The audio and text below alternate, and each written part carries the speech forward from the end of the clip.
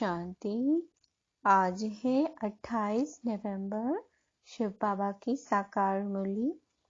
आज मीठे बाबा कहते हैं, मीठे बच्चे पढ़ाई अच्छी रीति पढ़कर उसका सबूत दो, सर्विस कर औरों को भी लायक बनाओ, तब ऊंचा पद के अधिकारी बनेंगे।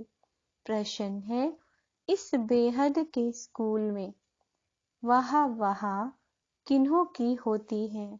उत्तर, जो खुद अच्छी रीति पढ़ते हैं और दूसरों को आप समान बनाने की सेवा करते हैं, रूहानी कमाई में बिजी रहते हैं, सिर्फ दूसरों को देख खुश नहीं होते, लेकिन माता पिता समान सेवा कर उनके तख्त पर बैठते हैं। उनकी वाह माता पिता व अन्य बच्चे करते हैं, जो अपना टाइम वेस्ट करते, पढ़ाई पर ध्यान नहीं देते, माता पिता को फॉलो नहीं करते, उन पर तरस पड़ता है। वह ऊंचा पद पा नहीं सकते। उनकी सदा कंप्लेन रहती कि हमारा योग नहीं लगता। गीत है, धीरज धर मनवा, तेरे सुख के दिन आए कि आए। ओम शांति। बाप बैठ बच्चों को समझाते हैं। क्या समझाते हैं? कि मीठे बच्चे, सुख के दिन आएंगे अगर श्रीमत पर चलेंगे तो। फिर जितना श्रीमत पर चलेंगे उतना ही श्रेष्ठ बनेंगे, क्योंकि श्रेष्ठ अर्थात श्रेष्ठाचारी तो सब बनेंगे, परंतु जो अच्छी रीति श्रीमत पर चलेंगे वह अच्छा श्रेष्ठाचारी बनेंगे। पढ़ाई में भी कोई अच्छी रीति पढ़ते, कोई कम पढ़ते अथवा नहीं पढ़ते।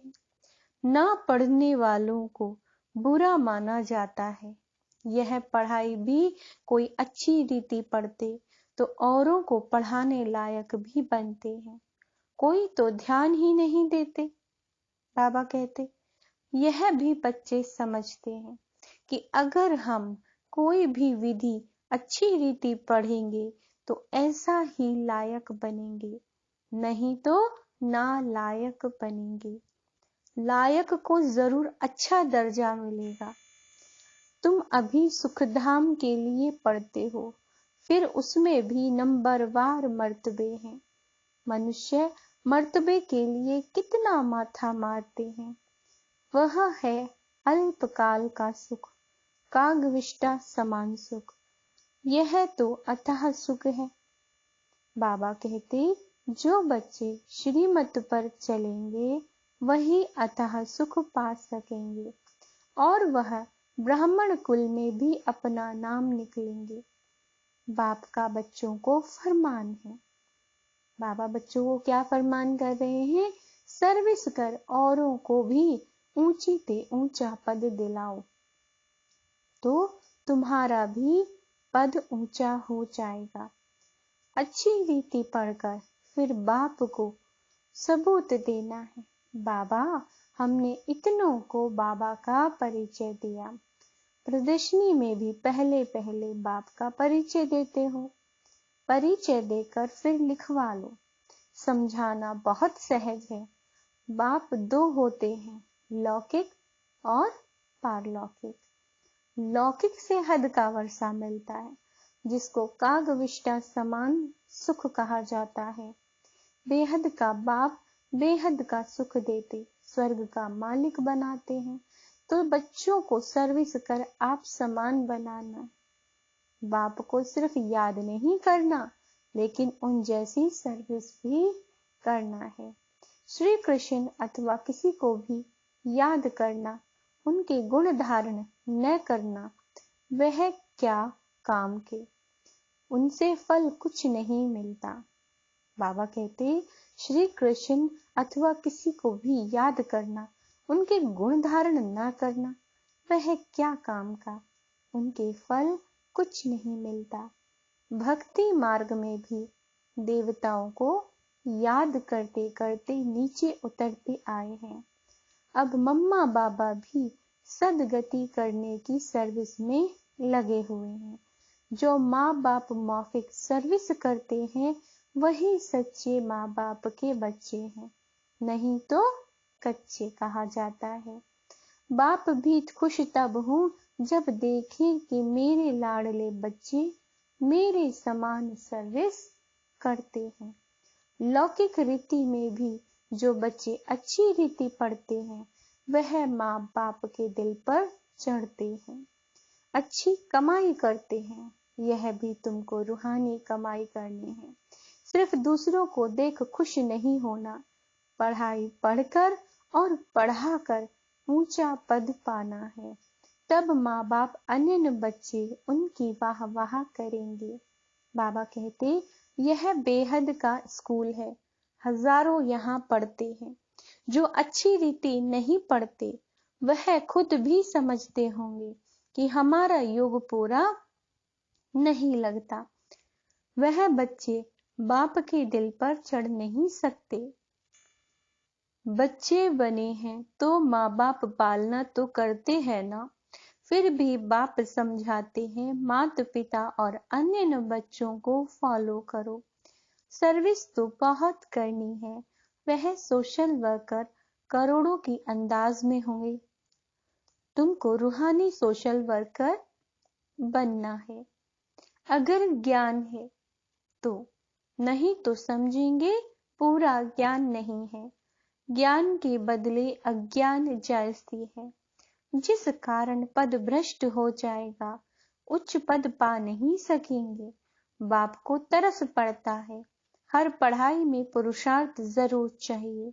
पुरुषार्थ बिगर पास हो नहीं सकेंगे। कोई 2-3 बारी फेल होते हैं तो अपना टाइम वेस्ट गवाते हैं। तो कम पढ़ने वालों को जो अच्छी रीति पढ़ते हैं उनका रिगार्ड रखना चाहिए, क्योंकि वह बड़े भाई बहन हो जाते हैं। मम्मा बाबा मिसल सर्विस करते हैं। अच्छी सर्विस करने वालों को जहां तहां बुलाते हैं। तो समझना चाहिए क्यों ना हम पुरुषार्थ कर ऐसा बने, औरों को आप समान बनाएं। बेहद के बाप का परिचय देना है कि उनसे कैसे बेहद का वर्षा मिलता है। यह बेहद का बाप जन्म मरण रहित सदा सुख देने वाला है। बाप दो हैं, एक आत्मा का, दूसरा अलौकिक। तब तुम बाप दादा कहते हो। लौकिक संबंध में भी बाप दादा होता है। लौकिक संबंध में यह है फिर पारलौकिक बाप दादा। पारलौकिक बाप से तुम भविष्य 21 पीढ़ी की प्रारब्ध पाते हो। लौकिक बाप से अल्पकाल सुख का वर्षा जन्म बाई जन्म मिलता है। जन्म लेते जाओ, दूसरा बाप मिलता जाए। सतयुग त्रेता में यहाँ का वर्षा 21 जन्म चलता है। भल बाप दूसरे मिलते जाएंगे, परंतु हम सुख धाम में ही रहते हैं। फिर द्वापर से माया का राज्य शुरू होता है। फिर हमारी धीरे धीरे उतरती कला होती है। यह बुद्धि में रहना चाहिए। जब उतरते हैं तो जल्दी जल्दी जन्म लेते जाते हैं। आधा कल्प से में 21 जन्म लेते हैं, बाकी आधा कल्प 63 जन्म। क्यों? पतित होने से जल्दी जल्दी उतरते जाते हैं। जब बाप आए तो हम एकदम उतर गए थे। अभी तुम संगम युगी ब्राह्मण बने हो। बाबा कहते हैं भले तुम्हारा कलयुग के साथ कनेक्शन है, परंतु अपने को संगम युगी समझते। अंडरलाइन कलयुग में है, लेकिन हम खुद को क्या समझते हैं? संगम युगी। जानते हो बाबा हमको परम धाम का मालिक बना रहे हैं। कहाँ का मालिक बना रहे हैं बाबा हमें? परम धाम का। बाबा कहते हैं ग्रस्त व्यवहार में रहते हुए तुम समझते हो वह कलयुग में रहने वाले हैं और हम संगम युग में रहने वाले। वह विकारी बगुले हैं, हम निर्विकारी हंस हैं। सिर्फ बाहर से नहीं दिखाना है, अंतर्यामी बाबा अंदर से जानते हैं। बाप समझाते रहते हैं, बच्चे कोई पाप कर्म नहीं करो। कहा जाता है, तक का चोर 100 लाख का चोर। एक बार चोरी करते फिर 1-2 वर्ष शक्य रहता है। शक मुश्किल ही मिटता है, तो ऐसा काम ही क्यों चाहिए। यह सब काम माया कराती है। जब माया माथा मोड़ लेती है, तब स्मृति आती है, हमने ये क्या किया। फिर बाबा से क्षमा मांगते हैं। बाबा कहते, बाबा अच्छा बच्चे, हर्जा नहीं। फिर क्या करना है? अच्छा हुआ जो भूल बताई, नहीं तो वृद्धि हो जाती। बाबा को लिखते हैं, बाबा हमने क्रोध किया, काला मुंह किया, अपना भी तो स्त्री का भी किया। बाबा लिखते हैं, बाबा का बनकर प्रतिज्ञा कर मुंह काला किया, ब्राह्मण कुल को कलंक लगाया, सजा के अधिकारी बन जाएंगे। ऊंचे ते उच्च है ब्राह्मण कुल। ऊंचे ते ऊंचा कौन सा कुल है? ब्राह्मण कुल। देवताओं से भी ऊंच। तुम ब्राह्मण भारत को पतित से पावन बनाते हो। तुमने सतयुग त्रेता में 21 जन्म राज्य किया, तब सुंदर थे।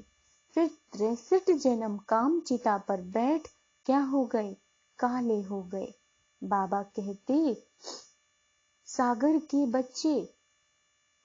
के बच्चे कामचिता पर बैठकर खत्म हो गए। फिर सागर ने ज्ञान वर्षा की तो जग पड़े, गोरे हो गए। इस श्री कृष्ण की आत्मा को 84 जन्म लेने हैं जरूर। 21 जन्म सुंदर और 63 जन्म श्याम। बाबा कहते, अब उनकी लात पुरानी दुनिया तरफ, मुंह नई दुनिया की तरफ है। जो नंबर 1 पूज्य था, वही पुजारी बन अब लास्ट नंबर में है। खुद ही पुजारी बन नारायण की पूजा करते थे, अब खुद ही पूज्य नारायण बनते हैं। इनको ही फर्स्ट नंबर में जाना है। ब्रह्मा का दिन स्वर्ग, ब्रह्मा की रात नरक। शिव बाबा आते हैं रात को दिन बनाने। अब आधा कल्प की रात पूरी हो, दिन होता है, शिवरात्रि कहते हैं। परंतु शिव के बदले श्री कृष्ण का नाम डाल दिया है कि श्री कृष्ण का जन्म रात को हुआ। शिव बाबा की बात है, शिव बाबा की बात। शिव बाबा की तिथि तारीख वेला का कुछ भी पता नहीं कि किस समय आया। श्री कृष्ण की वेला है, वह पुनर्जन्म में आने वाला है। शिव बाबा तो झट आकर परिचय देने लग पड़ते हैं। कुछ समय तो पता ही नहीं पड़ा कि ये कौन आया है, कौन बोल रहे हैं। जब ब्रह्मा बाबा शिव बाबा के तन में आए तो पता ही नहीं पड़ा कि कौन आया है, कौन ब्रह्मा बाबा का मुख यूज करके बोल रहे हैं, ज्ञान स्वरूपम शिवोहम शिवोहम, कि मैं ज्ञान स्वरूप हूं, मैं प्रकाश पुंज हूं, मैं शिव हूं। इसके लिए बाबा कह रहे हैं। बाद में मालूम पड़ा, बाद में, कि यह तो शिव बाबा ज्ञान का सागर है। शिव बाबा ब्रह्मा द्वारा विष्णुपुरी की स्थापना करते हैं। ब्रह्मा यहाँ है, कृष्णपुरी भी यहाँ है। लक्ष्मी नारायण के तखत पिछाड़ी विष्णु का चित्र होता है, परंतु ज्ञान कुछ भी नहीं। बाबा कहते हैं, जैसे गवर्नमेंट का त्रिमूर्ति चित्र है, ये समझने की बात है। बच्चे जायजती नहीं समझते, बल लौकिक पारलौकिक बाप का कंट्रास्ट तो समझाते हो ना, याद भी करते हैं। हे पतित पावन, हे रहम दिल, हे दुख हरता सुख करता।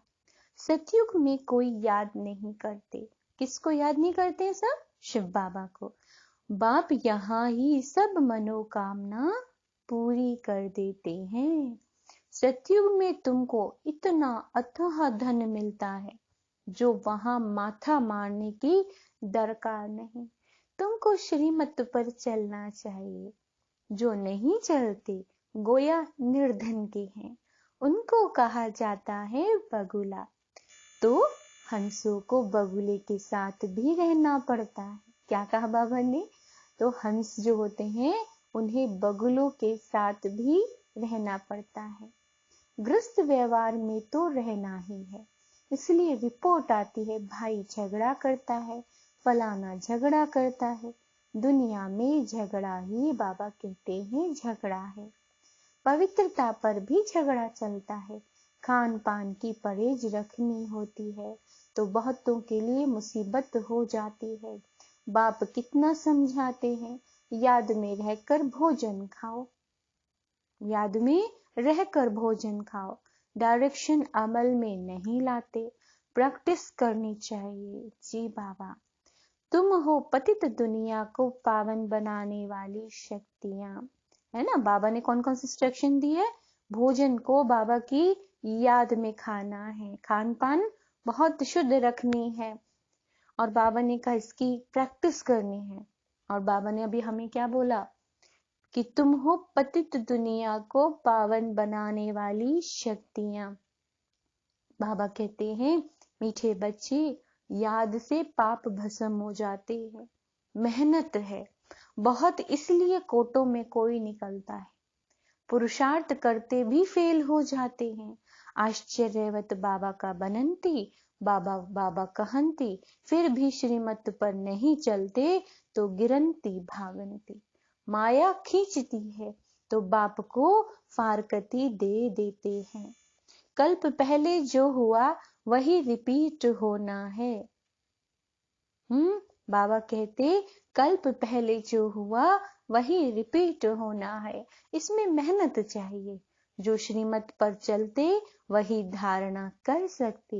मम्मा बाबा कहकर फॉलो नहीं करेंगे तो दुर्गति को पाएंगे, अर्थात कम पद पाएंगे। अनपढ़े पढ़े के आगे भरी ढोएंगे, नौकर चाकर बनेंगे। जो ब्राह्मण नहीं बनते वह प्रजा में पाई पैसे का पद पाएंगे। और कोई धर्म स्थापना करने वाला राजाई नहीं स्थापन करते। बेहद का बाप ही भविष्य के लिए राजाई स्थापन करते हैं। पवित्र बनने के लिए पुरुषार्थ करना पड़े। तुम फूल बनते हो, जो विकार में जाते हैं वह कांटे बनते हैं। एक दो को आदि मध्य अंत दुख देते हैं। यह है कांटों की दुनिया। अब तुम संगम पर फूल बन रहे हो। सतयुग है फूलों का बगीचा। संगम पर जंगल से बगीचा बनता है। यह है कल्याणकारी संगम अथवा कुंभ। आत्मा परमात्मा का मिलन होता है। अभी तुम जानते हो हम परम पिता परमात्मा से 21 जन्मों का वर्षा ले रहे हैं। राजाई पाने में मजा है। बाकी यह कहना कि तकदीर में होगा तो मिलेगा, इससे क्या होगा। बेहद पाप का परिचय देना है। तुम अनुभवी हो, सर्विस तो करनी है। दिल से पूछना है कि हमने कितनों की सर्विस की। ज्ञान है तो सर्विस में लग जाना है। नो ज्ञान तो नो सर्विस, तो नो ऊंचा पद। तकदीर में नहीं है तो पुरुषार्थ भी नहीं करते। अच्छा, मीठे मीठे सिक्की लदे रूहानी सर्विसेबल बच्चों प्रति रूहानी बाप दादा का याद प्यार और गुड मॉर्निंग। रूहानी बाप की रूहानी बच्चों को नमस्ते। हम रूहानी बच्चों के रूहानी बाप दादा को याद प्यार गुड मॉर्निंग नमस्ते। मीठे बाबा शुक्रिया, बाबा शुक्रिया। धारणा के लिए मुख्य सार, बाप के डायरेक्शन को अमल में लाना है। खान पान की पूरी परहेज रखनी है। याद में रहकर भोजन खाने का अभ्यास करना है। जो भी बाबा हमें डायरेक्शन दे रहे हैं उसको अमल में लाना है। खान पान का पूरा ध्यान रखना है। और भोजन हमेशा क्या करना है? बाबा की याद में रहना, रहकर खाना है। उस समय आपको किसी से कोई बात नहीं करनी है और मोबाइल भी यूज नहीं करना है। बाबा कहते हैं माता पिता की तरह सेवा करनी है, अपने बड़ों का रिगार्ड जरूर रखना है, सबके आदर सम्मान के साथ बात कीजिए। रूहानी सोशल वर्कर बन सबको बाबा का परिचय देना है। वरदान है कल्याणकारी समय को। संगम युग का समय कैसा है? कल्याणकारी। कल्याणकारी समय की स्मृति से अपने भविष्य को जानने वाले मास्टर त्रिकालदर्शी भव। यदि आपसे कोई पूछे कि आपका भविष्य क्या है, तो बोलो हमको पता है, बहुत अच्छा है, क्योंकि हम जानते हैं कि कल जो होगा वह बहुत अच्छा होगा। जो हो गया वो भी अच्छा, जो हो रहा है वह और अच्छा, और जो होने वाला है वह और भी बहुत बहुत बहुत अच्छा। जो मास्टर त्रिकालदर्शी बच्चे हैं उन्हें निश्चय रहता है कि कल्याणकारी समय है। बाप हमारा कल्याणकारी है और हम विश्व कल्याणकारी हैं, तो हमारा अकल्याण नहीं हो सकता। इतना निश्चय होना चाहिए कि हमारा बाबा कल्याणकारी है, हम आत्माओं का अकल्याण कभी नहीं हो सकता। स्लोगन है समाप्ति के समय को समीप लाना है। समाप्ति के समय को समीप लाना है तो संपूर्ण बनने का पुरुषार्थ करो। अच्छा, ओम शांति। भागवत गीता के इन मधुर महावाक्य को, जिसे स्वयं परमपिता शिव रोज आकर हमें मुरली के रूप में सुना रहे हैं, जितना आप इस मुरली को सबको शेयर करेंगे, सब आत्माओं का कल्याण होगा, सबको बाबा से वर्षा मिलेगा, है ना। तो रहम दिल बन सभी आत्माओं का कल्याण करें। ओम शांति।